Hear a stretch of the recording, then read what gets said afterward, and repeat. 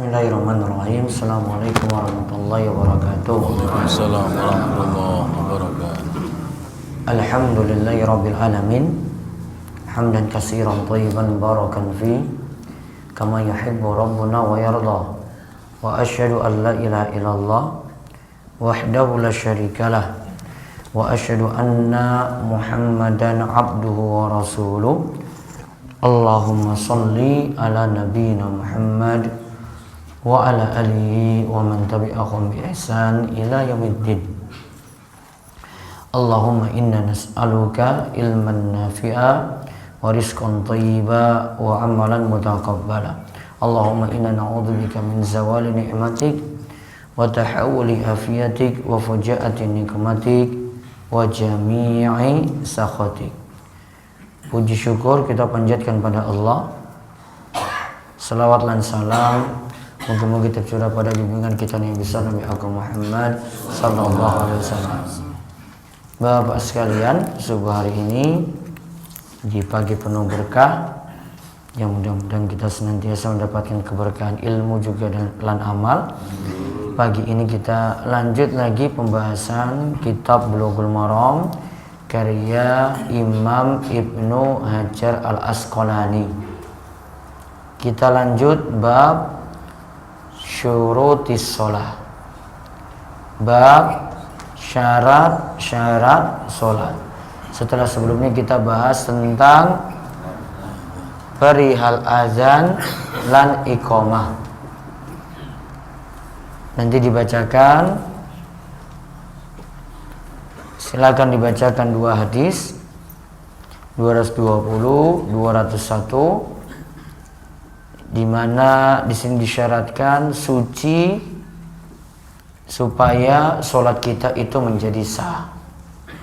Disyaratkan suci supaya sholat kita itu menjadi sah. Monggo dibaca hadis saking Ali bin Talaq. An Ali bin Talaq radhiyallahu anhu qala qala Rasulullah sallallahu alaihi wasallam idza fasa ahadukum fi salati falyansarifu wal yatawadda wal yu'id as-salata. Rawahul khamsatu wa sahahu Ibnu Hibban. Dari Ali bin Talqi radhiyallahu anhu berkata, Rasulullah sallallahu alaihi wasallam bersabda, barang siapa di antara kalian kentut dalam salat, maka hendaklah ia membatalkan salat, kemudian berwudu dan mengulangi salatnya. Diriwayatkan oleh imam yang 5 dan disahihkan oleh Ibnu Hibban. Wa an Aisyah radhiyallahu anha 'anin Nabi sallallahu alaihi wasallam qala la yaqbalu Allahu salata haidin illa bihimarin. Rawahul khamsatu ila an-Nasa'i wa sahahu Ibnu Khuzaimah. Dari Aisyah radhiyallahu anha, dari Nabi sallallahu alaihi wasallam bersabda, Allah tidak akan menerima salat orang yang sudah haid atau balik kecuali dengan kerudung. Diriwayatkan oleh imam yang 5 kecuali Imam An-Nasa'i dan disahihkan oleh Ibnu Khuzaimah. Baik, kita lihat hadis 220 saking Ali bin Talaq radhiyallahu anhu. Ia menyatakan Rasulullah SAW itu bersabda, idza fasa ahadukum fis salati falyansarif. Jika salah seorang di antara kalian kentut dalam salat, maka hendaklah ia membatalkan salat. Wal yatawadda, lantas hendaklah dia itu berwudu. Wal yu'idis shalah, dan hendaklah dia mengulangi salat. Saya ulang, jika salah seorang di antara kalian itu kentut dalam salat, falyansarif, maka hendaklah ia batalkan. Wal yatawadda, hendaklah dia berwudu lagi. Wal yu'idis shalah, dan hendaklah dia mengulangi sholatnya. Nah, sekarang kita bahas, tadi disebut syarat-syarat. Ya toh? Disebut apa? Syarat-syarat. Apa yang dimasukkan dengan syarat sholat? Syarat sholat itu adalah sesuatu yang harus ada.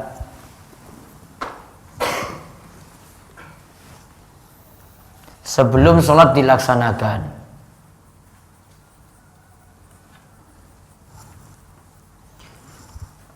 Sesuatu yang harus ada sebelum sholat dilaksanakan. Jika tidak ada dia, maka tidak ada sholat.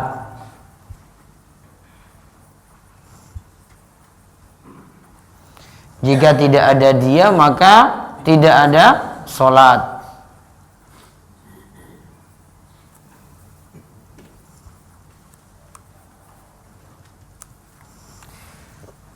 Namun jika dia ada, belum tentu sholat ada. Namun jika dia ada, belum tentu sholat itu ada.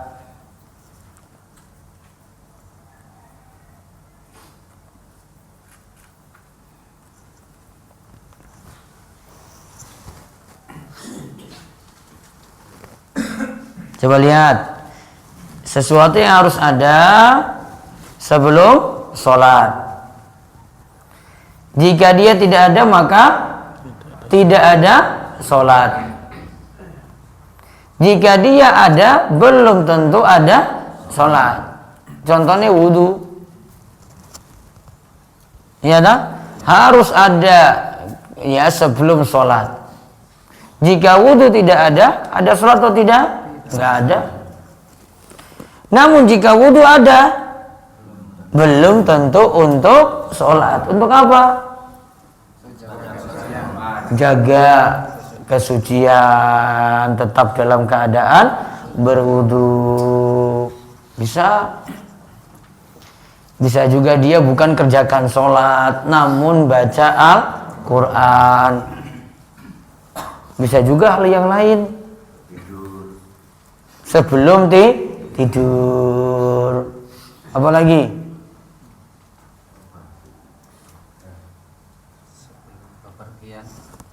Ya, karena mau sebelum bepergian. Iya, terserah dong. Yang penting punya wudu. Adanya wudu belum tentu sholat itu ada. Namun kalau tidak ada wudu, nggak bisa kerjakan sholat. Itu namanya syarat. Terus apa bedanya dengan rukun? Kalau rukun itu biasanya istilah untuk sesuatu yang ada dalam sholat.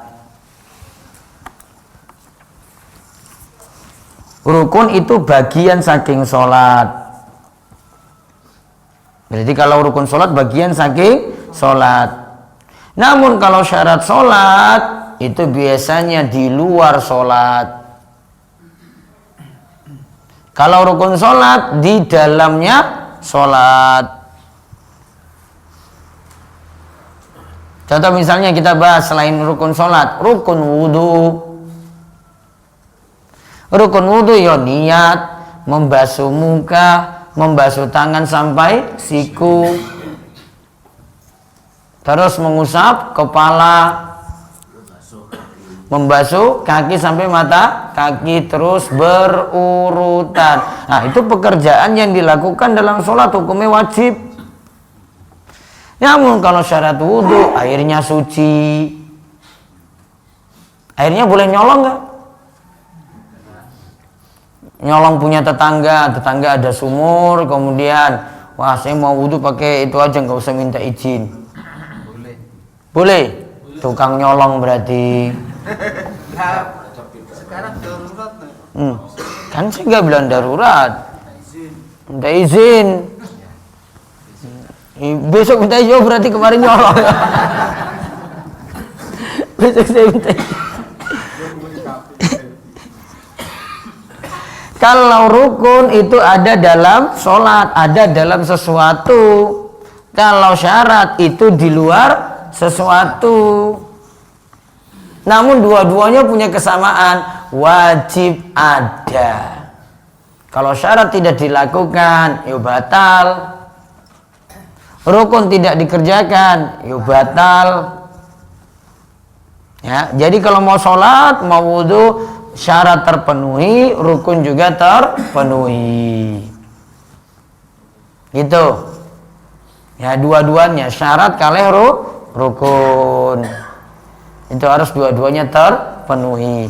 Nah, sekarang di sini contohnya kita lihat hadis yang pertama tadi 220 disebutkan hadis saking Ali bin Talak. Bahwasanya ia katakan jika kalian itu kentut. Berarti sekarang kesimpulannya, kentut itu membatalkan wudhu, juga membatalkan sholat.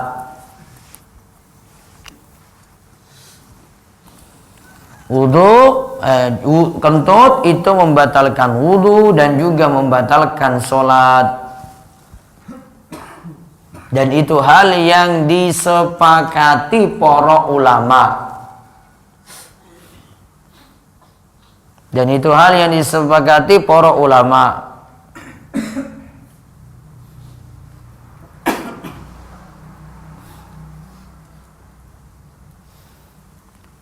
Fasa dalam hadis ini artinya kentut.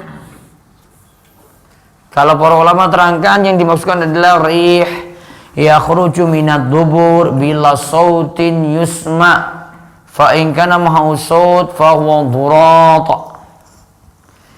Kalau fusa ini penjelasan untuk angin yang keluar dari dubur tanpa suara yang didengar. Berarti keluar angin, cus, nggak pakai suara.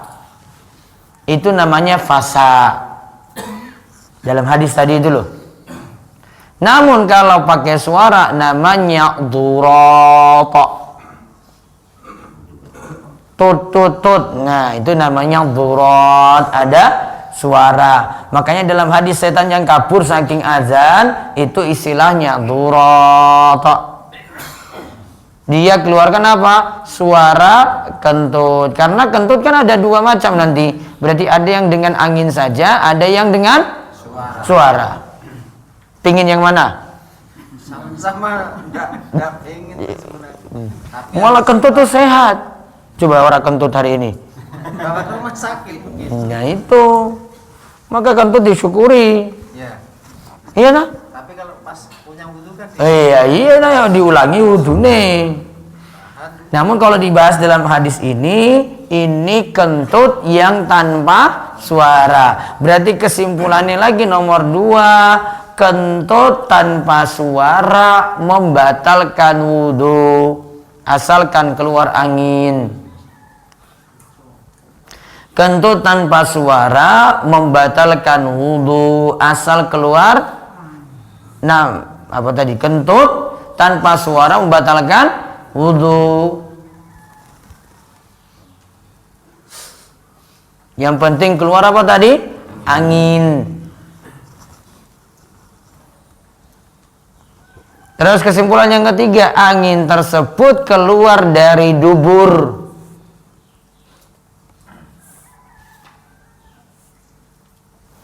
Berarti kalau ada angin yang keluar saking perut, ya, atau perutnya bunyi-bunyi gitu, trut. Itu apa berarti? Lagi apa? Lapar. Kalau perutnya yang bunyi tidak membatalkan wudhu. Maka yang dimaksudkan tadi angin yang keluar atau ada suara yang keluar dari dubur.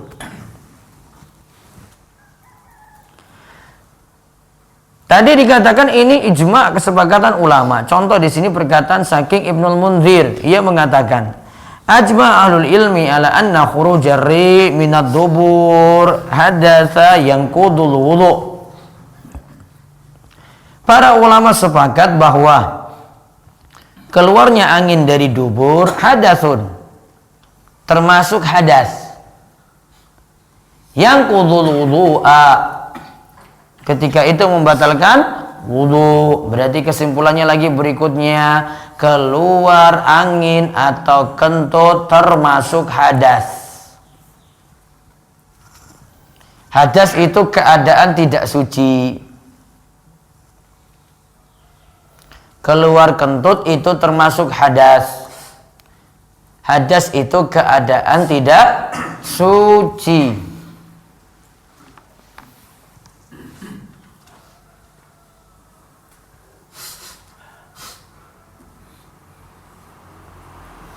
Nah tadi coba misalnya kasus kita lagi sholat jamaah, kan tadi di sini disuruh ulangi wudu, batalkan sholat, ulangi wudu kalau kentut. Sekarang kita lagi berjamaah, niki safe jamaah ini full, 5 shop itu full. Terus mau wudu bagaimana kalau gitu? Kalau saf-safnya full, wudu gimana? Saya di saf depan, ada 5 shop di belakang. Gimana mau berwudu? Tayamum di tempat di bu. Kenapa tayamum? Harus mundur. Harus keluar. Ganggu orang, namun jenengan wudunya batal. Mana yang dipentingkan? Wudu. Wudu apa ganggu orang? Ganggu orang jadi dosa. Wudu ganggu orang ketika itu tidak masalah, itu bukan ganggu, lewati. Kan jenengan nggak mukul dia suruh mundur kan mau lewat, ya nah?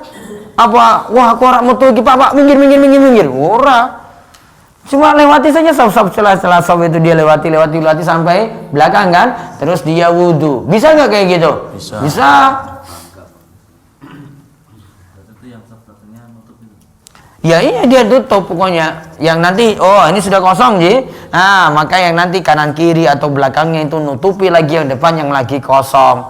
Pokoknya dia keluar. Lewati soft yang ada itu nggak masalah. Kan ada hadis dalam riwayat Bukhari Muslim. Ada seorang sahabat tuh malah lebih parah lagi. Dia parkir kendaraan sana itu. Bukan parkir. Ini unta ini dia bawa. Untanya dia taruh di situ, dia ingin parkir sebelah sini. Jamaah lagi sholat, dia lewati jamaah ini, tut sampai sini, taruh kendaraannya di sini, untanya tadi. Siapa yang lewat tadi coba? Unta sama siapa? Orang. Mungkin kalau ketika itu Pak Sudar ada di situ, wengki wong golek masalah, masa unta lewat depan saya sholat. Tinju coba. Padahal itu nggak apa-apa itu Nabi SAW itu biarin. Nabi di depan itu loh, Nabi depan. Ini lewat nih. Sampai di sini parkirnya sini coba. Kurang kerjaan kan? Kenapa nggak di situ aja? Namun dia mau lewat mungkin sini lebih bagus parkirnya. Kalau jenengan coba nanggapi kayak gimana tadi? Tak hajar nanti itu.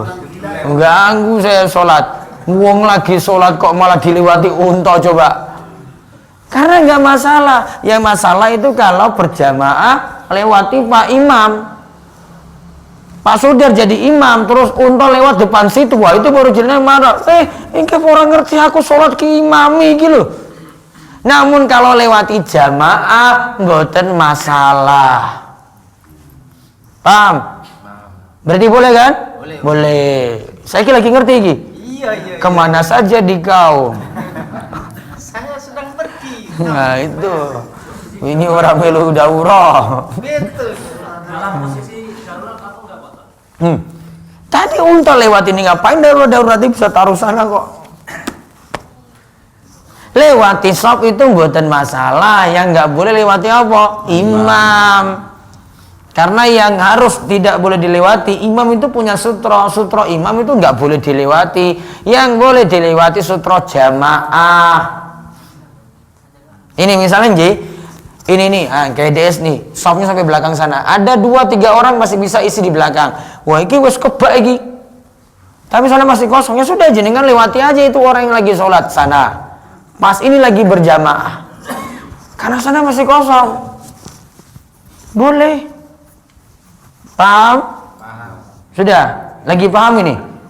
Iya, dulu kan katanya kalau ada surat apa yang diambil barang itu untuk sutrof itu. Itu kalau sholat sendiri ini kan berjamaah kita bahas. Iya nah? Ini lagi sholat berjamaah. Kalau sholat sendirian ada yang lewati jenengan cegah. Kalau sholat berjamaah nggak perlu. Siap. Beda sholat sendirian, beda sholat berjamaah. Kalau sholat berjamaah orang yang lewat di depan kita lagi sholat dulu, bukan rampung, lagi sholat nggak boleh. Maaf, kalau lagi sholat boleh berjamaah. Namun kalau sholat sendirian nggak boleh. Termasuk juga ada yang sholatnya jadi masbuk. Imamnya pun rampung, yang ini lagi sholat nggak boleh dilewati. Namun kalau lagi berjamaah boleh. Kalau imam sudah selesai, Assalamualaikum warahmatullahi wabarakatuh. Ini kan berdiri, lanjut dah. Masbuk. Berarti kan sholatnya berjamaah apa sholat sendiri jadinya? Sendiri. Maka tidak boleh dilewati. Maka wong sholat pas lagi jadi masbuk nggak boleh ada yang lewati, tunggu dulu. Namun kalau sholat berjamaah boleh. Paham? Ya. Sudah? Siap. Berarti kesimpulannya apa? Boleh nggak lewati tadi kalau lagi batal kan tote? Boleh. Boleh. Nggak usah tayamum, apa rak tayamum coba? Malah tayamumnya nggak sah karena ada apa? Air. Itulah makanya ngaji ku jadi beres. Orang ngaji ya kaya ngono terus. Betul. Ngelan. Ya, terus yang ini nggak paham padahal ada air loh. Terus tayamum coba gimana? Ya batal. Batal. Makanya kalau orang ngaji ya batal sholatnya. Sholatnya batal berarti kerjakan sholat itu dalam keadaan tidak benar. Berarti sama dengan meninggalkan sholat. Wah, dosanya okeh pokoknya. Salah terus. Apalagi kalau sok pinter. Ya. Wes orang ngaji, wah aku yang paling pinter. Ora apa-apa. Ya. Ora apa-apa. Ini tayamum ora masalah. Ora sah wudu. Wah, pede meneh coba lihat. Ora apa-apa coba. Wah, aku ngerti hadisnya. Bilang lagi tahu hadisnya. Padahal nggak ngerti hadis. Wong El kan kayak gitu kan biasanya. Betul nggak? Betul. Iya. Wong El tuh paling pintar banget sedunia itu. Padahal orang buka hadis, orang tahu ngaji, namun wah ngomong itu, wah pokoknya ini benar nih Pak. Pernah nggak lihat orang kayak gitu? Pernah. Ya wes. Orang nunjuk aku loh. Kisro sini. Jamaah kayaknya kisro sama saya. Iya, kayaknya sentimen sama jenengan itu. Tadi melototi jenengan terus. Sudah, itu hadis 220 J. Sekarang hadis 221. La yaqbalullahu salata haidin illa bi khimar. Allah tidak akan menerima salat orang yang sudah balik ketika itu dia sudah haid. Sudah balik berarti kecuali dia berkerudung. Kecuali dia apa? Berkerudung. Kesimpulannya apa? Dicatat faedahnya.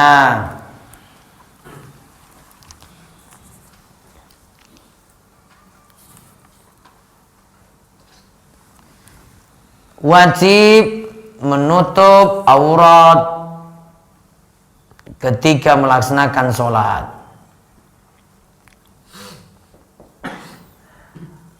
Wajib menutup aurat ketika melaksanakan sholat. Yaitu yang dimaksudkan di sini menutup rambut.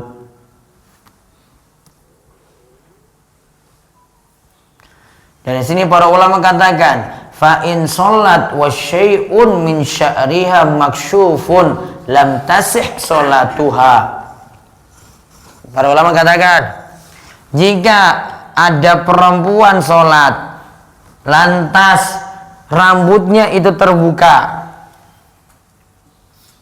bisa jadi itu kadang ibu-ibu tuh di sini, ki nganggo rukuh, iki ketok lo sini ya. Ini keluar. Iki rukuh ya toh, nutup misalnya ini ini keluar. Atau dia pakai poni, turunkan itu. Jika ada sebagian rambutnya itu maksyufun, terbuka, lam tasih sholatuha, tidak sah sholatnya. Berarti harus nutup apa? Aurat. Rambut itu termasuk aurat. Beda kalau dia nggak tahu. Ini tahu ini. Dalam keadaan tahu, maka sholatnya tidak sah. Imam Tirmidzi katakan, wal amalu alaihi inda ahlil ilmi annal mar'ata idza adrakat fa shollat wa syai'un min sya'riha maksyufun la tajuzu sholatuha. Hadis tadi ini kalau diamalkan, wanita itu kalau dapati waktu sholat lantas dia itu sholat, rambutnya itu sebagiannya terbuka, maka tidak sah sholatnya. Sholatnya jadi apa? Tidak sah. Tuh lihat, kadang ini ibu-ibu nggak paham, biasa saja. Termasuk juga kalau pakai apa tadi? Rukuh. Berikan catatan lagi, faedah nomor 2, tidak boleh memakai rukuh yang tipis, transparan. Kenapa? Karena aurat masih terlihat. Makanya kalau ibu-ibu pakai itu, iki wis ana jilbab, yo jilbabnya langsung pakai yang lebar, nutupi aurat. Baiknya itu turunkan ini sampai nutup lengan sini, jadi panjangnya itu segini. Berarti sampai sini, rukuhnya nanti turun, lebih lebar lagi lebih bagus. Kalau misalnya cuma pakai jilbab, berarti sampai sini. Jangan jilbabnya ngene. Allahu Akbar. Ini masih kelihatan yang di sini-sini ini. Apalagi jilbabnya semene, terus lengannya semene. Nggak boleh. Aurat terbuka nggak? Terbuka. Ora sah. Walaupun itu sholat sendiri dalam kamar. Walaupun sholat sendiri. Apa ke sholat delok ke ora iso. Sholat itu ya, nutup auratnya itu bukan syarat ada laki-laki atau tidak di situ, bukan. Ini karena zat sholatnya mesti nutup aurat. Mau ada laki-laki, mau tidak laki-laki. Kalau enggak, mbok sisan toh. Enggak usah pakai nutup kepala. Allahu Akbar aja langsung. Kenapa enggak? Kenapa jenengan Bu kok enggak pakai ruku di atas? Wah, kalau di kamar kok Pak? Kan enggak ada siapa-siapa yang melihat. Bukan maksudnya itu. Disuruh ketika sholat nutup aurat. Rukun itu namanya itu. Syarat.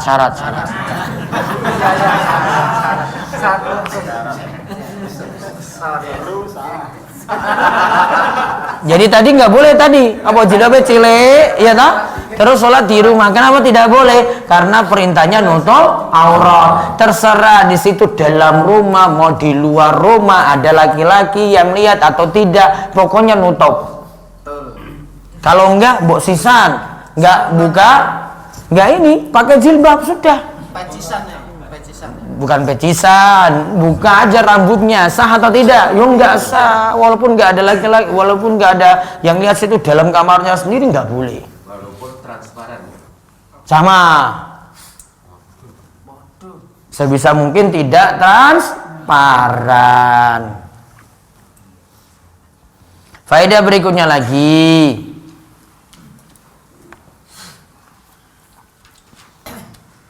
Wajah bagi wanita saat sholat hendaklah dibuka. Berarti yang pakai cadar itu disuruh buka. Hendaklah wajah ketika sholat itu dibuka. Kecuali ada laki-laki asing.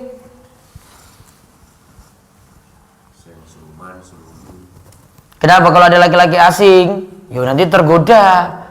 Wah, iki bojone iki ayu banget. Maka dia tutup ketika itu. Namun kalau tidak ada laki-laki, dia buka. Ini adalah ijma.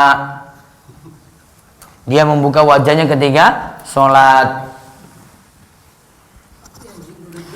Ibnul Munzir mengatakan, ajma'a aktsaru ahlil ilmi ala anna lil mar'atil hurra an tusalliya maksyufal wajhi. Ibnul Munzir katakan, sepakat para ulama bahwa wanita merdeka kalau sholat hendaklah wajahnya itu terbuka. Wajahnya terbuka. Kecuali tadi ada apa? Ada laki-laki asing. Contoh laki-laki asing siapa? Bisa jadi iparnya. Ipar itu masuk, yang asing juga. Kenapa bapak-bapak? Karena ipar itu bukan mahram. Ipar itu mahram sementara. Berarti like sekarang ini ya diperlakukan seperti orang asing. Itu ipar itu mahram sementara, mahram muakkad.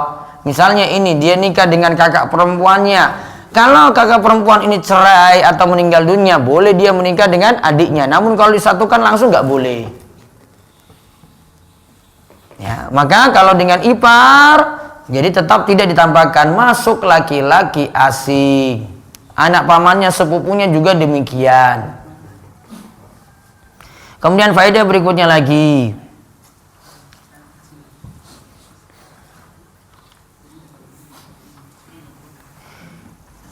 Telapak tangan, niki, mana telapak tangan? Ini ya. Batasannya sampai sini. Telapak tangan sampai ini. Niki apa? Pergelangan tangan. Telapak tangan sampai pergelangan tangan boleh dibuka ketika sholat. Artinya di sini nggak perlu ditutup, nggak perlu pakai sarung tangan di sini. Ini sudah terbuka nggak masalah, karena seluruh tubuh tertutup kecuali wajah dan ini. Telapak tangan. Telapak tangan yang dimaksud apa? Ini sampai sini. Ruswain. Ini namanya rusk. Itu masih boleh.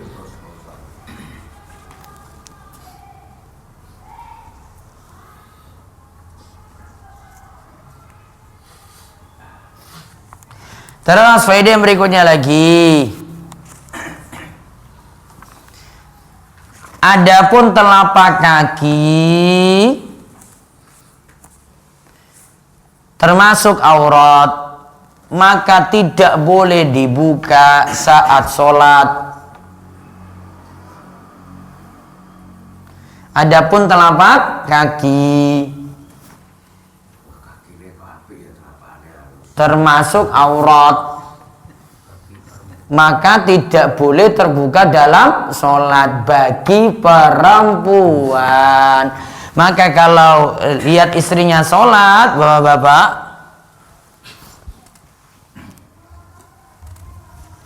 kalau lihat istrinya sholat, ini kalau kakinya mau diketutup, berarti ini nggak sarung dah. Nah, sarungnya diturunkan terus iki sampai nutup kaki. Ini loh. Jangan ngatung ini kayak lanang. Terus Allahu Akbar. Ini nggak boleh. Walaupun dia pakai kaos kaki. Kaos kaki belum cukup. Kenapa kaos kaki belum cukup? Karena masih membentuk lekuk tubuh kalau perempuan. Beda dengan laki-laki. Kalau kaos kakinya saja orang bisa naksir kok. Wah, kakinya ayu banget ya.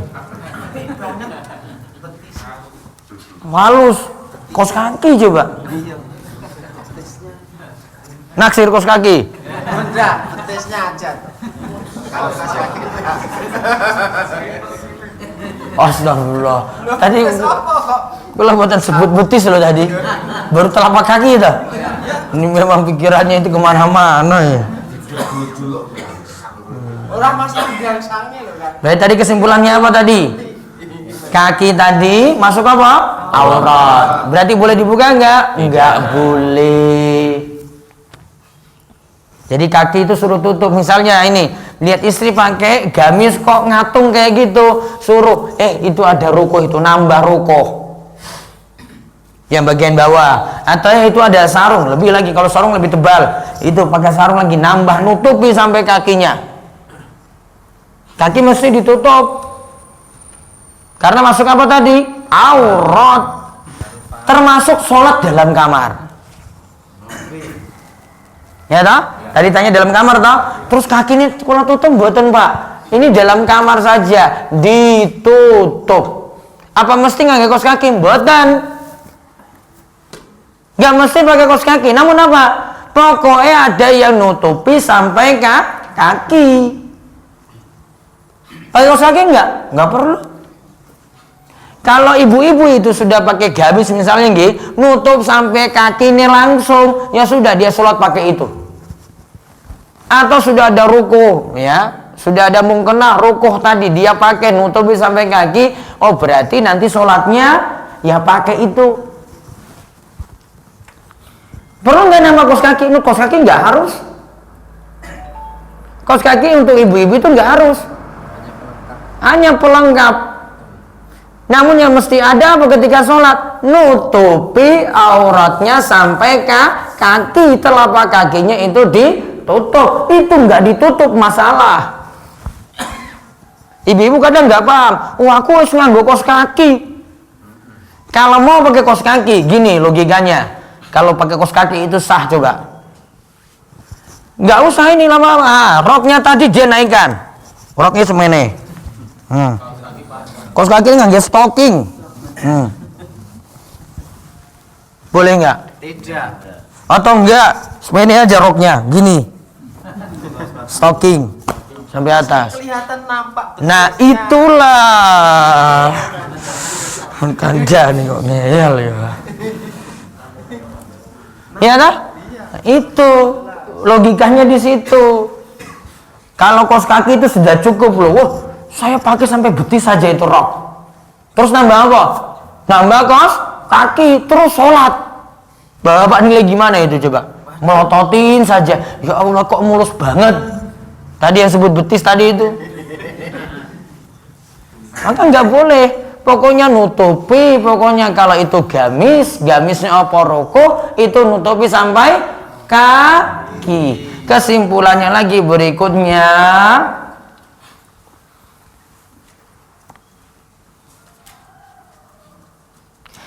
Anak perempuan yang belum balik, anak perempuan yang belum balik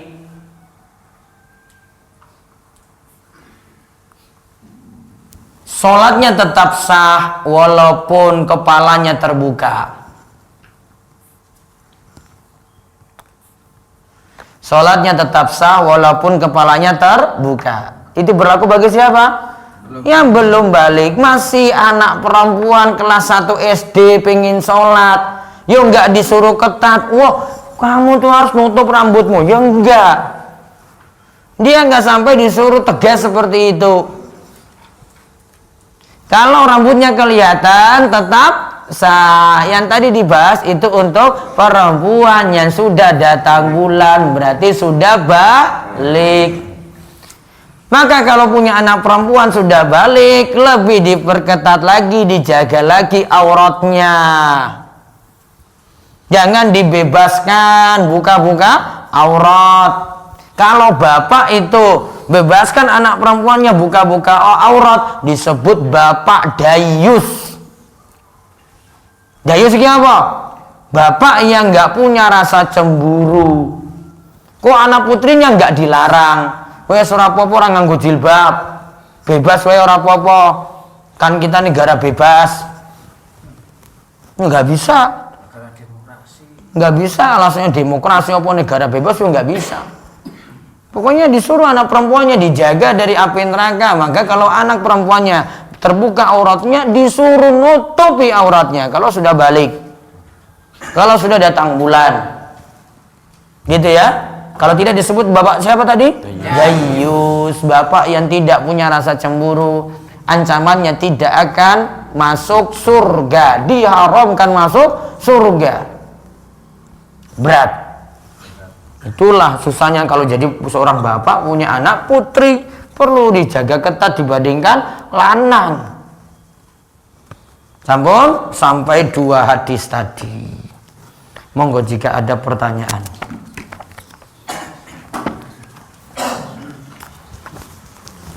Assalamualaikum warahmatullahi wabarakatuh. Waalaikumsalam warahmatullahi wabarakatuh. Yang saya tanyakan misalnya tadi masalah anak perempuan.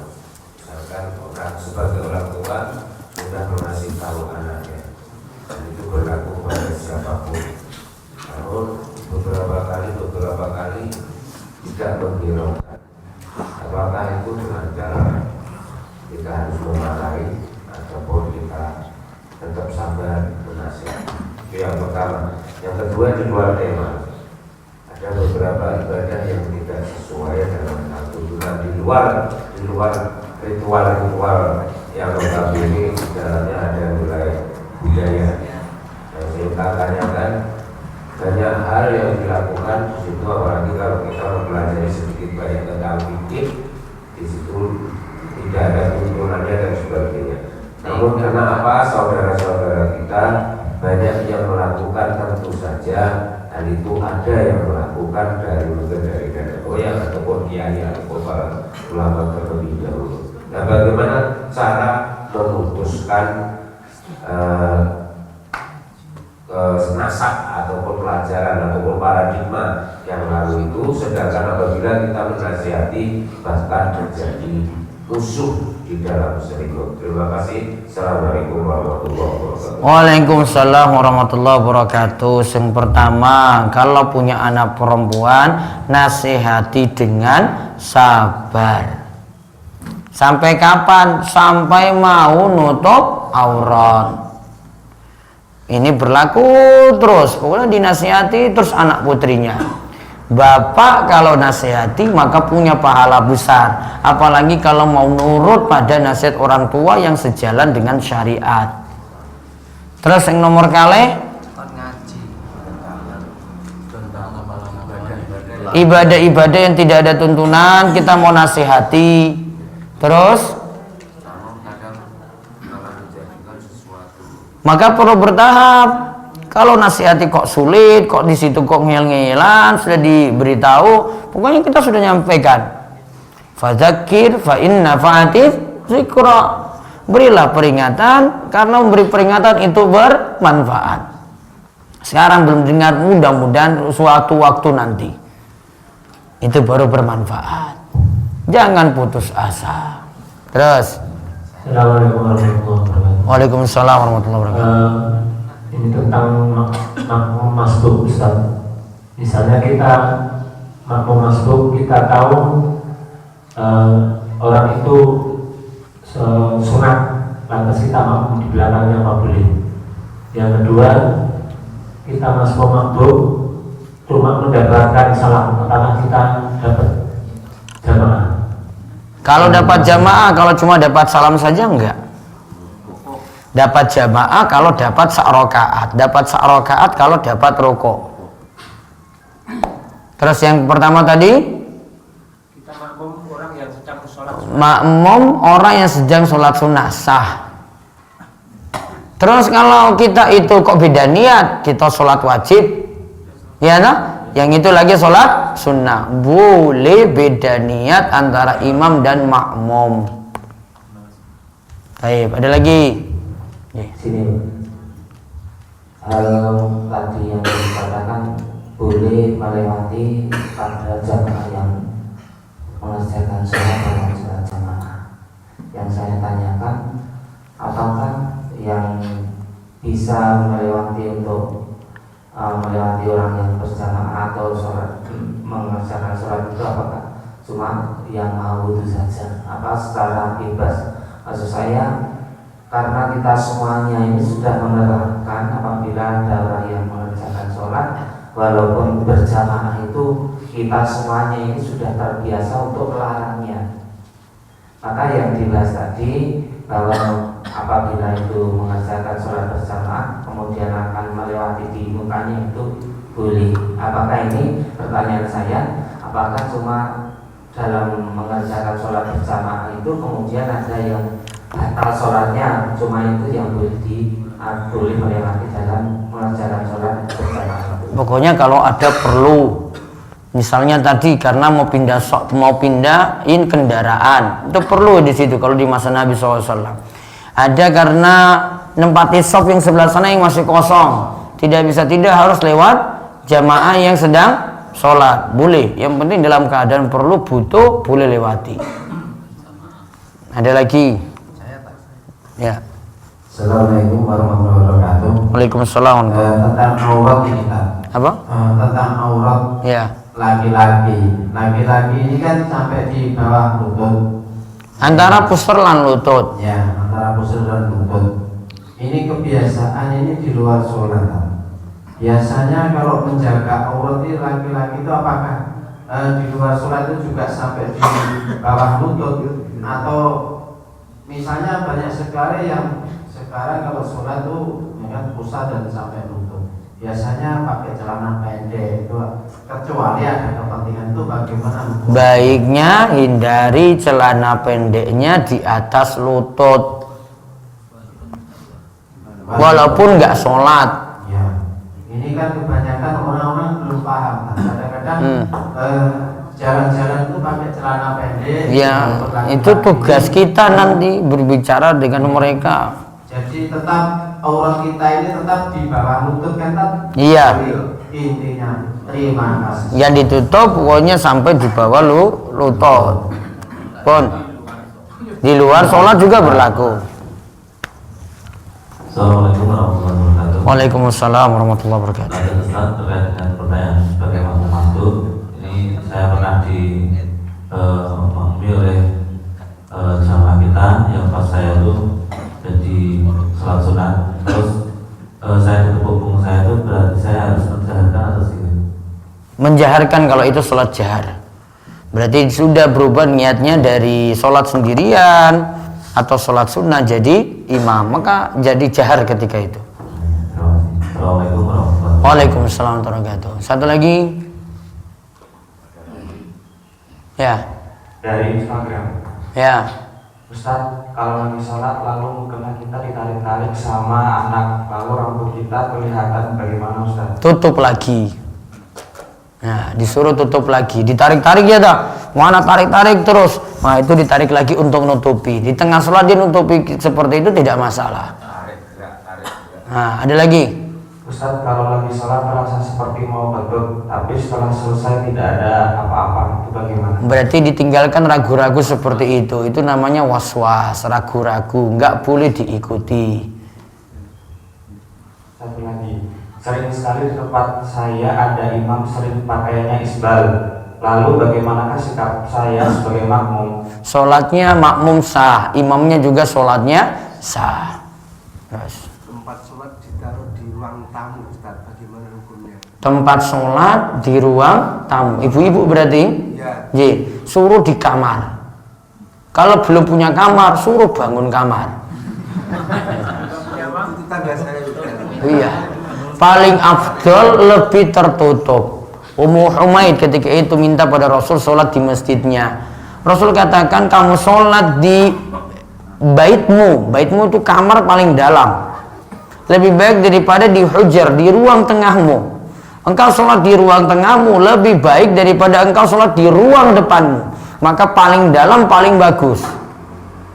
Maka kalau perempuan itu ini punya kamar, ini dua kamar. Dalam kamar itu ada kamar lagi. Itu lebih bagus. Makin tertutup lebih bagus. Maka Ummu Humaid itu pernah minta pada suaminya, Mas tolong dong dibangunkan musola bagi saya khusus sholat di situ. Maka dibangunkan kamar untuknya khusus untuk sholat. Selama dia hidup sholat di situ sampai meninggal dunia. Jadi perempuan boleh punya musola sendiri di dalam rumah, namun lebih tertutup. Ada Juwairiyah, istri Nabi SAW punya seperti itu. Tadi Ummu Humaid juga punya seperti itu. Bon, ya kita cukupkan. Minggu depan itu Ahad Legi. Ya lah, lagi ya kajian di Al-Ikhlas Wonosari. Terus Di Palian atau Sabtosari? besok di mana berarti? Kalau katanya dapat Sabtosari harusnya kemarin kan yang Palian, tapi Ya berarti Palian. Kemarin Sabtosari, nanti Palian. Nanti dikoordinasikan saja. Nah, itu saja untuk pengawasan pagi hari ini. Mungkin-mungkin bawa berkah dan kita terus diberikan kesehatan, panjang umur, dan terus diberkahi ilmu dan amal, dan mungkin-mungkin istiqomah, dan terus diberikan kemudahan dalam melakukan kebaikan demi kebaikan. Ini sholat syuruk seperti biasa kali rakaat. Kita tutup kalian doa kepada majelis, monggo. Subhanakallahumma bihamdika asyhadu an la ilaha illa anta astaghfiruka wa atubu ilaik. Assalamualaikum warahmatullahi wabarakatuh.